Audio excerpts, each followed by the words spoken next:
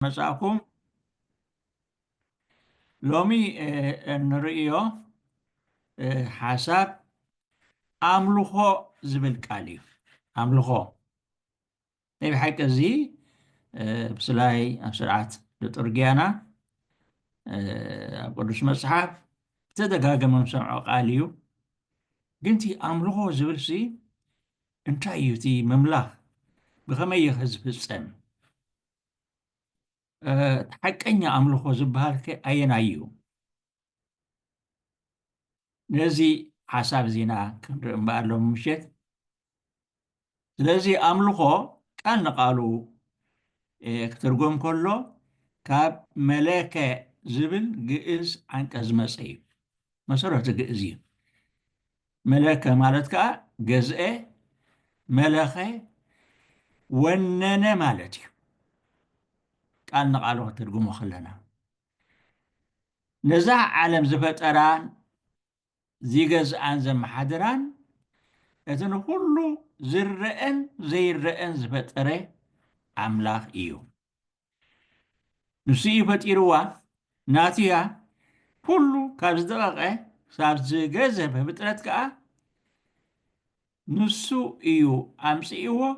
ንሱ እዩ ዘመሓድሮ ንሱ እዩ ዝመርሖ ነዚ ቅዱስ ዳዊት ብመንፈስ ቅዱስ ተመሪሑ ነዚ ዝስዕብ ቃላት ገይሩ ይገልጾ ምድርን ኣብ ምድሪ ዝነብሩ ኩሎምን ናይ እግዚኣብሔር እዮም ዓለምን ኣብ ውሽጣ ዘሎ ኩሎምን ድማ ናቱ እዮም እግዚኣብሔር ንምድሪ ኣብ ባሕሪ ሰረታ ኣብ ማያት ከዓ ኣጽኒዑ ሓነፃ ይብለና መዝሙር 24 ካብ ፍቕዲ 1 ክሳብ 2 ኣምልኾ እምበኣር ነቲ ንኩሉ ፍጥረት ዝፈጠረ እግዚኣብሔር ጎይታ ዓለም ጥራይ እዩ ዝወሃብ ኤኩም ንኡ ጥራይ ዝተሓዝአ ናይ ልባውያን ፍጡራት ተግባር እዩ እዚ ኣምልኾ ንብሎ ነዚ ሓቂ እዚ ጎይታና ኢየሱስ ክርስቶስ ኣብ ወንጌል ብተደጋጋሚ ንእግዚኣብሔር ኣምላኽካ ስገድ ናብኡ በይኑ ድማ ኣምልኽ ዝብል ተጻሒፉ ኣሎ ኢሉ ኣብ ሉቃስ 4:8 ገሊጽዎ ኣሎ ማለት እዩ ቀንዲ ትርጉም ኣምልኾ ኩለንትናኻ ንእግዚኣብሔር ምውፋይ ኣእምሮኻ ልብኻ ስምዒትካ ብሓፂር ኮታ እቲ ኩሉ ዘሎካን ዝኾንካዮን ናይ ኣምላኽ እዩ ካብኡ ዝተቐበልካዮ ህያብ እዩ ስለዚ ኣነ ናትካ እየ ምባል ብኩለንትናኻ ነዚ ከዓ ብኸመይ ንነብሮን ንትግብሮን ብቅዱስ ቃሉ ነጊሩና ኣሎ ካብ ምድሪ ግብፂ ካብ ምድሪ ባርነት ዘውፃእኩኻ ኣነ እግዚኣብሔር ኣምላኽካ እየ ብጀካይ ካልኦት ኣማልኽቲ ኣይሃልዉኻ እዚ ንህዝቢ እስራኤል ዝተባህለ ንነፍሲ ወከፍ ወዲ ሰብ ዝምልከት እዩ እዚ ኦሪት ዘፀአት 20 ካብ 1 ክሳብ 3 ዘሎ እዩ ከምኡ እውን ኣብ ሓዲስ ኪዳን እቲ ከም ናይ ብሉይን ሓዲስን መደምደምታ ሕጊ ኮይኑ ዝግለጽ እግዚአብሔር ኣምላኽካ ብሙሉእ ልብኻ ብኩሉ ነፍስኻን ብኩሉ ሓይልኻን ብኩሉ ኣእምሮኻን ኣፍቅሮ ንብጻይካ ድማ ከም ነፍስኻ ኣፍቅር እዚ ኣብ ወንጌል ብላይ ኣብ 3 ወንጌል ንረኽቦ ኣብ ሉቃስ ምዕራፍ 10 27 ተጠቒሱሎ እዚ ተቐዳማይን ቀንድን ትእዛዝ ነዚ ትእዛዝ እዚ ምንባርን ምትግባርን እምበኣር እዚ ኣምልኾ ንብሎ ዘለና ብኸመይ ትነብሮ ብኸመይ ከ ትትግብሮ እዚ ትእዛዝ እዚ بعقم دق سبات كنبرن كتكبرن دو يكال إيو بكل أنت نخان أملاح راح مقل قال نأملاح راح مبلاح يكال دي إذا عينت هيوت بزي سأقا كنبرن كتكبرن أي كالن إيو إيكو ما أنت زخا إيو قدوس أولوس ما أنت كي مخروخي نحسابك زي أبي هزفلت أمان الله نحنا قنا حساب كريستوس ألونا يبل مجمريا قرنطوس كلته 16 እንታይ ማለት እዩ ዘን ንሕና ግና ሓሳባት ክርስቶስ ኣለና ብላሎ እዚ ማለት ከዓ ክርስቲያን ነቲ ኩሉ ዝኽእልን ዝፈልጥን ምንጪ ጥበባት ዝኾነ መንፈስ ቅዱስ ብምስጢራት ስለ ዝተቐበሎ እቲ ባህርያዊ ሰብ ክፈልጦን ክበፅሖን ዘይክእል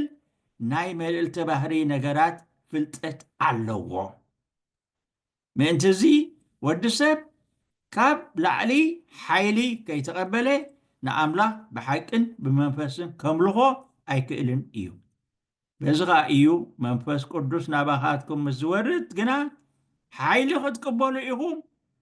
ኣብ ኢየሩሳሌምን ኣብ ኩላ ይሁዳን ኣብ ሰማርያን ክሳብ ወሰን ምድሪ ከዓ መሰኻኽረይ ክትኮኑ ኢኹም ዝበሎም ግብረ ሐዋርያት 1:8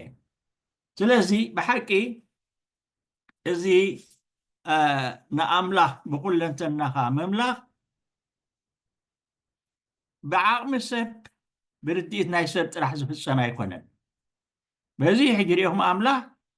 ከምቲ ንሱ ዝደልዩን ጌርና ክነምልኾ ንኡ ነቲ ድላዩ ዘፍልጥ መንፈስ ቅዱስ እዩ ሂብና ማለት እዩ በዚ መንፈስ ቅዱስ ተመሪሕና ኢና ንኣምላኽ ብሓቂ ብመንፈስን ብሓቅን ክነምልኾ እንኽእል ኣብ ትእዛዛት ብዘይካይ ካልእ ኣምላኽ ኣይተምልኽ ዝብል ቀዳማይ ትእዛዝ ናይ ኣምላኽ ይሂብና ስለዚ ከምቲ ቅድም ዝበልናዮ እዚ ኣምልኾ ዝበሃል ንኣምላኽ ንኣብ ወልዲ መንፈስ ቅዱስ ንቅድስ ስላሴ ዝተሓዘ ጥራሕ እዩ ንምንም ኣይወሃብን እዩ ቅዱስ ጳውሎስ እንታይ ይብል እናዞርኩ እቲ እተምልኽዎ ጣዖታትኩም ክርኢ ከለኹ ንዘይተፈልጠ ኣምላኽ ዝብል ዝተጻሕፎ መሰዊኢ ረኸብኩ እምበኣርሲ ብዛዕባ እዚ ከይፈለጥኩምዎ እተምልኽዎ ዘለኹም ኣምላኽ ኣበስረኩም ኣለኹ ንሱ እቲ ንዓለምን ኣብኣ ንዘሎን ዝገበረ ኣምላኽ ጎይታ ሰማይን ምድርን እዩ ብኢድ ሰብ ኣብ ዝተሃንፀ መቓድስ ከዓ ኣይሓድርን እዩ ኢልዎም ግብረ ሐዋርያት 17:23-24 ስለዚ ሪኢኹም እዚ ጳውሎስ ነዚ ኣጋጣሚ እዚ ተጠቂሙ ማለት እዩ ከመይ እቶም ኣረማውያን ናይ ኩሉ ዓይነት ኣማልኽቲ ነይሮምዎ ናይ ህይወት ናይ ሞት ናይ ሕማም ናይ ጥዕና ናይ ኩሉ በቃንቲ ህይወት ዝርኢ ነናቱ ኣማልኽቲ ነይርዎም ገለ ከይተርፎም ከዓ ገለ ዘይፈለጥናዮ ኣምላኽ እንተለውን ነቲ ንዘይንፈልጦ ኣምላኽ ኢሎም ከዓ ሪኢኹም ንኡ ሓደ ጣዖት ሰሪሖም ነዚ ፅሑፍ ዝምስረኸበ ኢኹም ዝብሎም ዘሎ በሉ እቲ ዘይትፈልጦ ዘለዎም ሕጂ ኣነ ከፍልጠኩም ሓቀኛ ኣምላኽ እዩ ዝብሎም ዘሎ ማለት እዩ ኣምልኾ ንፈጣሪ ጥራሕ እምበር ንመንም ፍጡር ክወሃብ ዘይግባእ ንፈጣሪ ኣምላኽ ጥራይ ዝተሓዝአ ናይ ደቂ ሰባት ኩለንተናዊ ግብረ መልሲ ዝሓቆፈ ተግባር እዩ ናይ ብሓቂ እዚ ከነስተውዕሎ የድሊ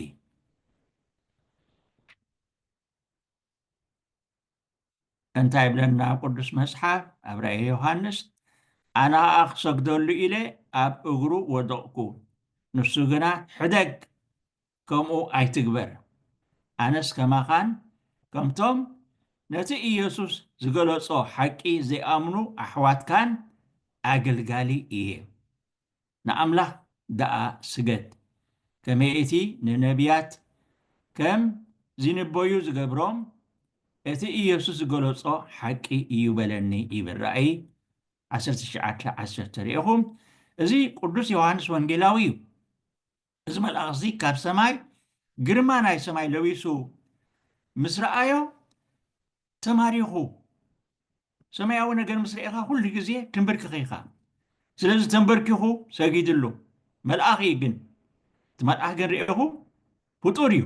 ኣገልጋሊ እዩ ምስ ኩሉ ዕብየቱ ምስ ኩሉ ግርምኡ ስለዚ ናኖ ከመይ ትግበር እዚ ይግባእኒ እዚ ንኣምላኽ ጥራሕ ዝወሃብ ኢሉ ርኢኹም ገሲፅዎ የረዲእዎ ንበሎ እቲ ዝገርም ግን ርኢኹም ቅዱስ ዮሃንስ ኣብዚ ኣብ ምዕራፍ 9 እዩ ኣብ ራእይ ዮሃንስ ኣብ መጀመርያ ምዕራፍ ራእይ ዮሃንስ 1:17 ግን ኢየሱስ እውን ምስ ተገልጾ ብግርምኡ ተንበርኪኹ ሰጊድሉ እዩ ንኢየሱስ ኢየሱስ ግን ከምኡ ኣይትግበር ሪኢኹም ከም ሰብ ኮይኑ እምበኣር ዝግለጸሎ ዘሎ ከምኡ ኣይትግበር ኣይበሎን እንታይ ዳ ብኢዱ ደጊፉ እዩ ዘተንስኦ ስለዚ ሪኢኹም ኣምላኽ ንኣምላኽ እዩ ዝስገድ ኢየሱስ ከዓ ፍጹም ኣምላኽ ወላ ፍጹም ሰብ ዳ ይኹን በር ፍጹም ኣምላኽ ስለ ዝኾነ በዚና ንኢየሱስ ከም ኣምላኽ ንሰግደሉ ማለት እዩ ኣምልኾ ካብ ውሽጣዊ ስምዒት ነቒሉ ብደጋዊ ተግባራት ብጸሎት ብመዝሙር ብስግደት ብዕልልታ ብኸበሮ ብጸናጽል ብሸብሸቦ ዝግለጽ ሰብኣዊ ተግባር እዩ እዚ ስምዒት እዚ ካብ ውሽጢ ዝነቅል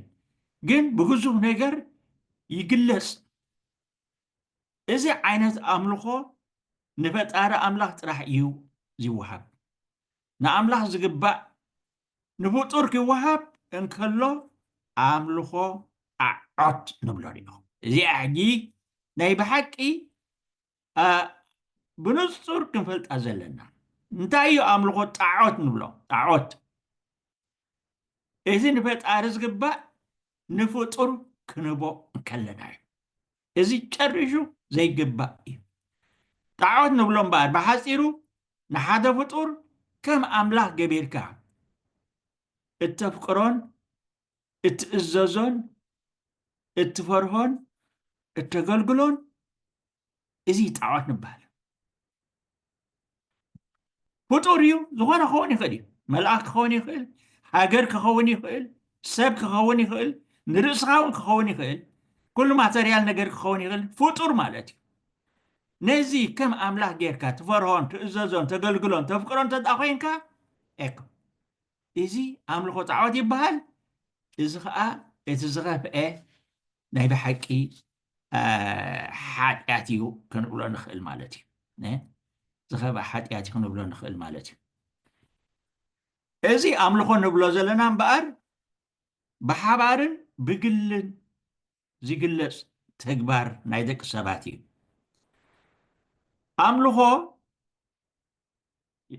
ብግሊ ማዕፆኻ ዓፂኻ ነቲ ብሕቡእ ዝርኤካ ኣምላኽ ኣቦኻ ማለት እዩ ብግሊ ዝፍጸም ተግባር እዚ ግላዊ ኣምልኾ ንብሎ ማለት እዩ እዚ ኣብ ወንጌል ንስኻ ገና ክትጽሊ ከለኻ ናብ ቤትካ እቶ ማዕፆኻ ዓፂኻ ናብቲ ብስውር ዘሎ ኣቦኻ ጸሊ እቲ ብስውር ዝርኦ ኣቦኻ ድማ ብግልፂ ክፈድየካ እዩ ማቴዎስ 6:6 ይብለና ስለዚ ብግሊ ኤኮ ምዝ ኣምላኽ እዚ ኣነን ንስኻን እናበልና እንገብሮ ርክብ እዚ ግላዊ ኣምልኾ ንብሎ ማለት እዩ ነዚ ግላዊ ኣምልኾ ንብሎ ማለት እዩ ሓቂ ከምኡ እውን ኣምልኾ ናይ ሓባር ክኸውን ይኽእል ብሓደ ልብን ብሓደ መንፈስን ናብ ኣምላኽ ይቐርብ ከሎ እዚ ሓባራዊ ኣምልኾ ንብሎ ማለት እዩ እዚ ናይ ሓባር ኣምልኾ نتي أبلع علي زتباهلي قدامي تأزاز بتكبر سلازي قلص عزوز ترقومن تقبال النتن اللوه نبي داويد نزني حابر عملغو بخمزي قلصهم بزعبا عبيتك نحواتي كزنت ولهم إيه أما أكل محبر كمسجنك إيه أنتم نكزي أبيهر تقلقلو أمسجنوه أتم زرئي يعقوب زبلكم أخبروه حزب إسرائيل كلكم ون أملكوه نابله أم مزبور أسران كالتين كابا أسران كالتين أسران سلستين يقول صمالك قصيرها شعو أب عبي قبائي كمسجنك أما كالبزحات حزبون كود سكا إيه يبل مزمور سلاسان حمشتين شمال ريهم سلازي بحدا لبي بحدا منفس ناب أملاك كنقرب كلنا كم دك أملاك نزعول أبوزي نزي فتأر علم ناي بحكي ناي حبراوي عملوه النبا عملوه بزيكا دفئتن أسجدادنتن بنسعى دلاين فتاون نأملاك زوهاب فقراوي قبر ملسي إيو سلز إذا تجديد كات قبرو أيقونن بنسعى بدلايكا بفتاوكا كمتي مسوات أبيل فتيخان دس إلوكوان تردي إكا التقربو دا أمبر كمتي نايك آيل سرعات نختفصم كيف وتغا تجديدكا التقربو كي خون عيقبا انترشو زيابيهر نمسوات هات آن يفنفنو بصلوت قنعات جنا به يبلنا مثالي عسرت حمشت شمونته سلزي أبيهر بنصح بقنع لبي بتحتنا بنسعى إنه قربو مسوأتي يزقبل بقول لخواني بحبر مالتي نمنتايو أملاح مسوأتي قائل زي تقبلو نتي أوش طلب زلو إن صلئن ترلبن تعبيت مالتيو سلي زنبوبو إيو إذي أما جمريا يوحنس ملأخت يوحنس 13 حادة ومن 10 حامل ريان خدينا أملاح حقوس وهابي يزبطمو نفس وكت بواهي ويس بجد زي كونس كم تبلوبو زحلونو يهاب يبل كلاي قرنطوس شعاتي سلازي زي أبير حقوس وهابي يستلي بحاقوس زملخو يزدلي تجديدو بزغون يكون بوصائي دفئت زقرب أملخو أب أملاح تقبل النت يبلون كمي أملخو ناي فقر سرحي ناي فقري قبر ملسي إيو ناي فقري قبر ملسي إيو حقي لزي أبيهر كمزي بلا الله يبل ناي بحقي زي أبيهر زغلو زقبرلنا فقرو زقلسلنا نحنا خاء بفقري كنملخو إيو كمي ديك السبات لباويان فترات مالت بحاسيرو ملأختن ديك سباتن ندك نعمله كخورون كملخون إيو علامة مبتريو سب نتي أب قدمي عينو زولو إيو زرئي أنا إغزيابير قنا لب إيو زرئي بل قدامي ساميئل 16 شعاتي الإغزيابير كل زرئي نوزحبو نقرات يلن نحنا قد بزي قزوف كندو عيننا نرئيو إذنا سمعو قزوف نقري رئينا إنا نفردن نكايدن مالتي سلازي تزبلسن زلع على ناملخو نامله بحتو مفكارن نقالاتو نحققتاتو سرعاتاتون محلاون مئزازني ازيتي ናይ ሓቂ ኣምልኾ ኣምላኽ ዝደልዮ እቲ ካብ ልቢ ፈልፊሉ ብደገ ዝግለጽ ኣምልኾ ጽቡቕን ኣድላይን እኳ እንተኾነ ኣምላኽ ዝፈትዎ ኣምልኾ ትሑት መንፈስን ተኣዝዞን እዩ። ኤኮ ትሑት መንፈስን ተኣዝዞን ካብቲ ዝበለጸ ዝለዓለ ንኣምላኽ ክብርን ኣምልኾን ዝህብ ኣምልኾ እዩ። ቅዱስ ቃል ኣምላኽ ብከምዚ ይገልጸልና ነዚ ሳሙኤል ከዓ ከምዚ ኢሉ መለሰ ንእግዚአብሔር ዘይሓርር መስዋዕትን መስዋዕት ሕሩድን ከም ምእዛዝ ቃሉ ገይሩ ዶ ይሓጉሶ እዩ እነሆ ንኡ ምእዛዝ ካብ መስዋዕቲ ናብ ቃሉ ጽን ምባል ድማ ካብ ስብሒ ደዓውል ይበልጽ ይብል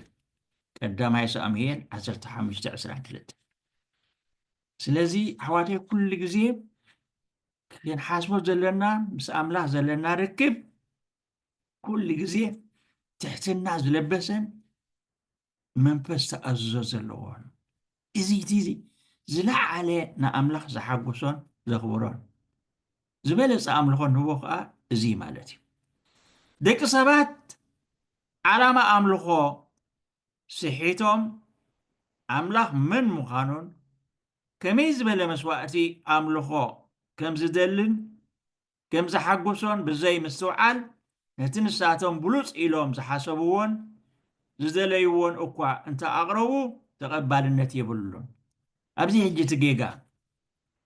ንሕና እዚ ዝበለፀ ኣምልኾ በቲ ንሕና ኣረኣያ ማለት እዩ ኣምላኽ መን ምዃኑ ስለ ዘይንፈልጥ እዩ ንሕና መን ምዃንና እውን ስለ ዘይንፈልጥ እዩ ስለዚ ተቐባልነት ዘለዎ እቲ ኣምላኽ ዝብለና ምስማዕን ብትሕትና ምእዛዝን እዩ ነዚ ከዓ ብከምዚ ይገልጾ ሕጂ ግና እቲ እግዚኣብሔር ዝኣዘዘካ ስለ ዘይሓለኻ መንግስትኻ ኣይክትቀወምን እያ እግዚኣብሔር ከም ልቡ ዝበለ ሰብኣይ ረኺቡ ንኡ ኣብ ልዕሊ ህዝቡ ሸይምዎ ኣሎ በሎ እዚ ሳሙኤል 13:14 እዩ እዚ ሪኢኹም ንሳኦል ንንጉስ መጀመርያ ንጉስ እስራኤል ዝበሎ ቃል እዩ እግዚኣብሔር መሪፅዎ ከብቅዕ ነቲ እግዚኣብሔር ዝበሎ ነቲ እግዚኣብሔር ዝደለዮ ገዲፉ ንሱ ዝሓሰቦ መስዋዕቲ ስለ ዘቕረበ እዩ ሪኢኹም ካብ ንግስነቱ ስዒርዎ ንስኻ በቃ ኣይትሰምዕን ኢኻ ኣይትእዘዝን ኢኻ ስለዚ ከም ልበይ ገይሩ ዝእዘዘኒ ሰብ ረኺበ ኣለኹ ኢሉ ንኡ ስዒሩ ንዳዊት ሸሞ ማለት ሪኢኹም እዚ ምስትውዓል የድሊ ብዛዕባ ኣምልኾ ክንሓስብን ክንፍፅምን ከለና ማለት እዩ እግዚኣብሔር ዝፈትዎ ሓቀይ ንኣምልኾ እምበኣር እቲ ደቂ ሰባት ዝሓሰብዎን ዝደለይዎን ዘይኮነስ ነቲ እግዚኣብሔር ዝደልዮ ምፍላጥን ምእዛዝን ምትግባርን እዚኣታ ሓቀኛ ኣምልኾ እትበሃል ብሓቂ እግዚኣብሔር ከምዚ ይብል ኣሎ መንፈሳዊ በዓላትኩም ጸላእኩ ነቲ በብበዓላት እትገብርዎ ኣኼባኹም ፈንፈንክዎ ዝሓርድ መስዋዕትኹምን መስዋዕቲ እኽልኹምን እንተ ኣቕረብኩምለይ እኳ ኣይቅበሎን እየ ነቲ ናይ ስቡሕ ከብትኹም መስዋዕቲ ሰላም እውን ቁሊሕ ኣይብሎን እየ ደሃይ ቅኔታትኩም ካባይ ኣድሕቑ ቃና መሰንቆታትኩም ከዓ ሰምዖ ኣይደልን እየ ፍርዲ ከም ወሓዚ ቅኑዕ ቅንዕና ከዓ ከም ዘይነጽፍ ሩባ ኮይኑ ይፍሰስ ይብል ሪኢኹም እዚ እምበር እዚ ኩሉ ቀሪቦምሉ እዞም ደቂ እስራኤል ዘዝበለፅዎን በቃ ዘዝበለፃ ከብትን ዘዝበለፃ ንመስዋዕቲ ዝሓርር ዝኩሉ ክንደይ ብቅኔታት ክንደይ መዛሙራት ክንደይ እዚ ኩሉ ኣይንታየን ኢልዎም ናይ ብሓቂ እዘን ቃላት እዚአን ነስተውዕለለን ፍርዲ ከም ወሓዚ ማይ ቅንዕና ከዓ ከም ዘይነፅብ ሩባ ኮይኑ ይፍሰስ እዚ ተኣምላኽ ዝደልዮ መስዋዕቲ እዚ ተኣምላኽ ዝደልዮ ኣምልኾ ፍትሕን ርትዕን ምስ ርእስኻ ምስ ኣምላኽ ምስ ካልኦት ኣሕዋትካን ሓትካን ንኣምላኽ ብኸመይ ከም ነምልኾ ንሕና ደቂ ሰባት ዘይኮነስ ባዕሉ እዩ ዝውስኖ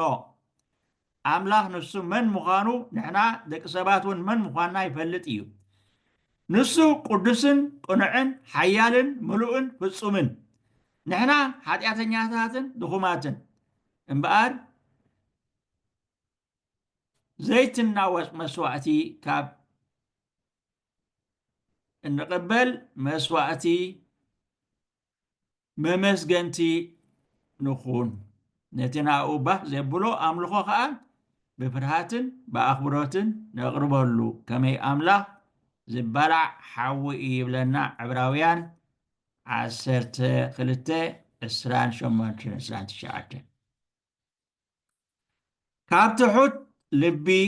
ዘይነቐለ መስዋዕቲ ኣምልኾ ብደገ ዝጸበቐ ይጸብቕ ዝኸበረ ይኽበር ከምቲ ነቢ ኢሳይያስ እግዚኣብሔር ከዓ እዚ ህዝቢ እዚ ብኣፉ የምልኸኒ ብኸናፍሩ የኽብረኒ ልቡ ግና ካባይ ርሑቕ እዩ ንኣይ ከዓ በቲ ዝተማህርዎ ባህሊ ሰብ ገይሮም እዮም ዘኽብሩኒ ዘለዉ ይብል ኢሳይያስ 29:13 እቲ ብሓቂ ንኣምላኽ ዘምልኽ ንትእዛዛቱ ይሕሉ እዩ በዚ ቅዱስ ዮሃንስ እተፍቅሩኒ እንተ ደኣ ኮንኩምሲ ትእዛዛተይ ክትሕልው ኢኹም ዝብለና ትእዛዛት ከዓ ርኢናየን ኢና ንኣምላኽ ብኩለንተናኻ መፍቃር ንብጻይካ ከም ርእስኻ መፍቃር ኣምልኾ እምበኣር ከምዚ ክንሪኦ ዝፀናሕና ሓደ ዓይነት ኣነባብራ ህይወት እዩ ኮርኹም ብኸመይ ትነብር እንታይ ትገብር ዝምልከት እዩ ብኸመይ ኢኻ ትገልጾ ትምልኾ ትሓስብ ከለኻ ትዛረብ ከለኻ ክትሰርሕ ከለኻ ኣብዚ ዝግለጽ እንታይ እዩ ዓላማኻ ንመንን ምእንቲ መንን ኢኻ ትገብሮ ከምቲ ኣምላኽ ዝደልዮን ዝሓስቦን እናሓሰብካ ዲኻ ትገብሮ ወይስ ከምቲ ንስኻ እትደልዮን ትሓስቦን እዚ ሕጂ ኣብቲ ስተንትኖ ብሓቂ ናይ ኣምልኾ ነገር ክንፍጽም ከለና እዚ ሓሳባት እዚ ሒዝና ክንብገስ የድሊ ኣምልኾ ከም ልብሲ ስራሕን በዓልን እትቀያይሮ ወይ ድማ ሓንሳብ ፈጺምካ እተቋርጾ ስራሕ ኣይኮነን ብቐጻሊ ኣብ ዕለታዊ ህይወትካ ዝንበር እዩ እምበኣርሲ እንተበላዕኩም ወይስ እንተሰቲኹም ወይስ ዝኾነ ይኹን እንተገበርኩም ኩሉ ንኽብሪ ኣምላኽ ግበርዎ ይብል ቅዱስ ጳውሎስ ብህይወት ይርኢኹም ከምዚ ገይሩ የምልኾ ነይሩ ንኢየሱስ እዚ መጀመርያ ቆሮንጦስ 10:31 ዘሎ እዩ ክርስትያናዊ ኣምልኾ ንቓል ኣምላኽን ትእዛዛቱን እናሓለኻ ድላዩ መፍጻምን ብትምህርቲ ቤተ ክርስቲያን ተመሪሕካ ምንባርን እዩ እዚ ሓቀኛ ኣምልኾ ከምኡ ከዓ ነቲ ጽቡቕ ግብርኹም ርእዮም ኣብ ሰማያት ንዘለሎ ኣቦኹም ምእንቲ ከመስግንዎ ብርሃንኩም ኣብ ቅድሚ ሰብ ይብራህ ኢሉ ማቴዎስ ከዓ ኣብ 5:16 ገሊጽልና ኣሎ ማለት እዩ ኢየሱስ ድማ ነዚ ቤተ መቅደስ እዚ ኣፍርስዎ ኣነ ከዓ ብ3 መዓልቲ ከልዕሎ እየ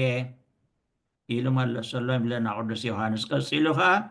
ንሱ ግና ብዛዕባ ቤተ መቅደስ ሰብነቱ እዩ ዝተዛረበ ይብለና እዚ ኣብ ወንጌል ዮሃንስ ካልኣይ ምዕራፍ 19:10 ዘሎ እዩ ድሕሪ ትንሣኤ ክርስቶስ ቤተ መቅደስ ኣምላኽ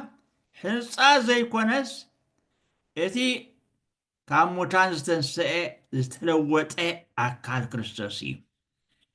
እዚ ክርስቲያን ክነሰዕሉ ዘለና ሕጂ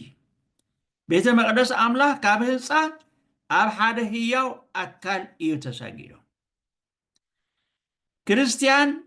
ካልእ ክርስቶስ እዩ ዝብል ኣዘራርባ ኣሎ ሓቂ እዩ ክርስቲያንሲ ዝተጠምቀ ክርስቲያን መንፈስ ቅዱስ ዝተቐበለ ክርስቲያን ካልእ ክርስቶስ እዩ ከመይ ኢሎም እዮም ክርስቲያን ካልእ ክርስቶስ ዝኾኑ ቅዱስ ጳውሎስ ከምዚ ይገልጸልና እቶም ብክርስቶስ ዝተጠመቕና ዘበልና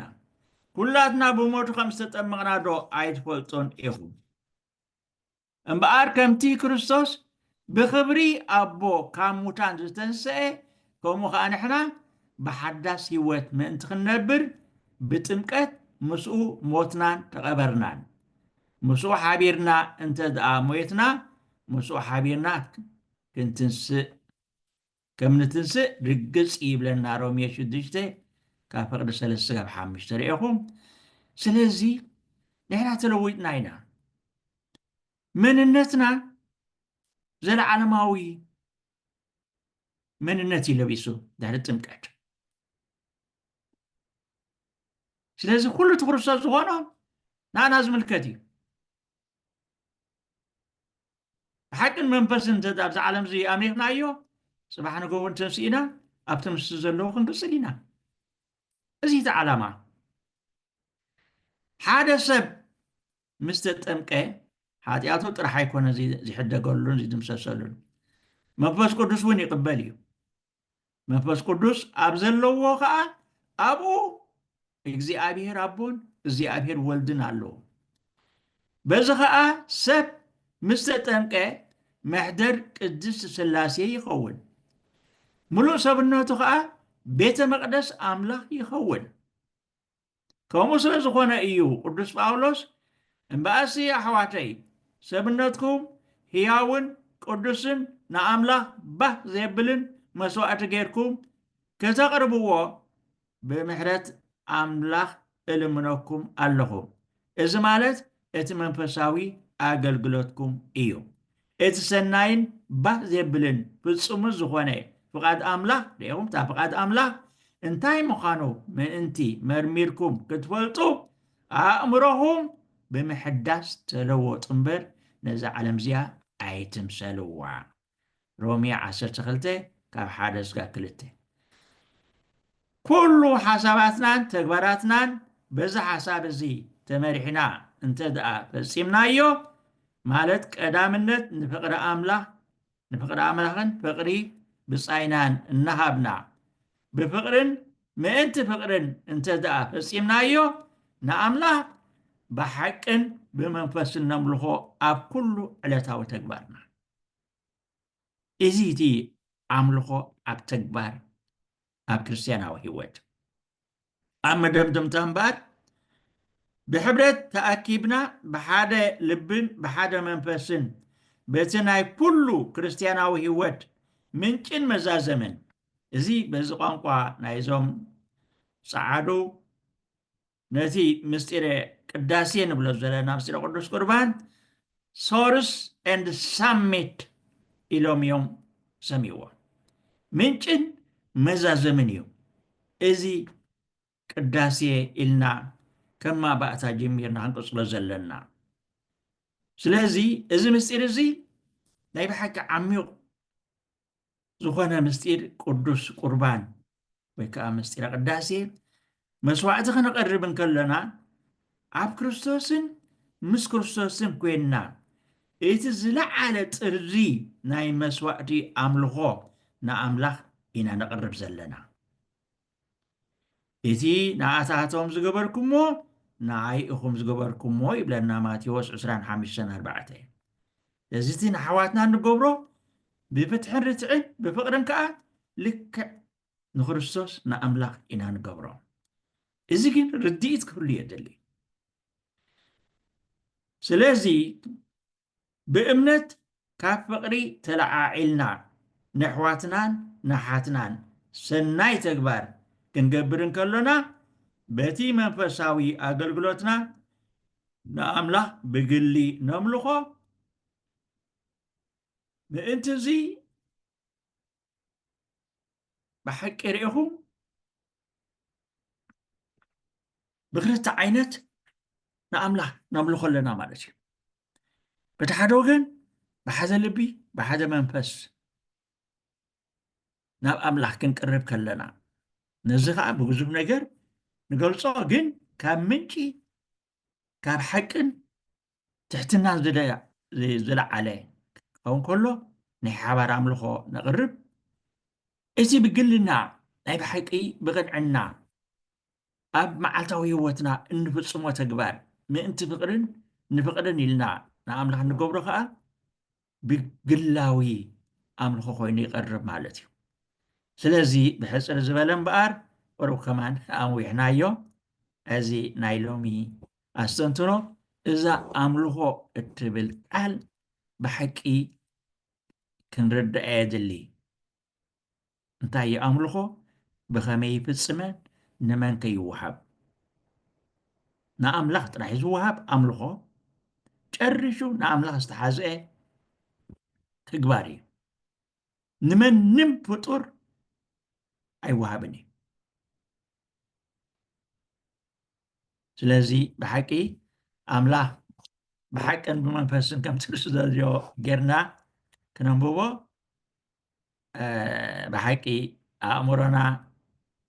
ብቅዱስ መንፈሱ ኣሓዲሱ ንሓቂ ምእንቲ ሓቂ እንነብረሉ ፀጋ ይሃበና ኣብዚ እምበኣር ወዲእ ኣለኹ ዝረፈ መደብ መድረኽ ንኣኻትኩም እግዚኣብሔር ሃበልና ኣባትዋ ሓቂ ዓብ ትምህርቲ ኣምልኾስ ከምቲ ዝበልኩሞ ብዙሕ ግዜ ከየስተውዓልናሉ ወላ ንገዛእ ርእስና እውን ነምልኽ ማለት እዩ ተቐዳምነታት ንህቦ ብሂወት ንሱ እዩ ሕጂ ብዙሕ ኣይነስተውዕለሉና ጥራይ ጣዖት ሰሪሕና ስለዘየምለኽናስ ብዙሕ ግዲ ኣይንገብረሉ ነቲ ንነብስኻ ኢልካ ጥራይ ካብቲ ናይ እግዚኣብሔር ሰዓት ናይ እግዚኣብሔር ግዜ ነሸራርፎ ነጉድለሉ ወይ ሰንከልከል ነብሎ ነገር ናይ ኣምልኾ ግዜ ማለት እዩ ንኻልእ ክንህቦ ከለና ንሱ ኢና ንገብር ዘለና እግዚኣብሔር ኣቕረበለልና ብሓቂ ንዕኡ ዓይንኻ ሃበና ምስ ተማሂርናዮ ዘለና ሎሚ ብሓቂ ዓብ ትምህርቲ እዩ እግዚኣብሔር ሃበልና ኣባቴዋ ካብዚ ትምህርቲ ዝኾነ ሕቶ ወይ ርእቶ እንተለና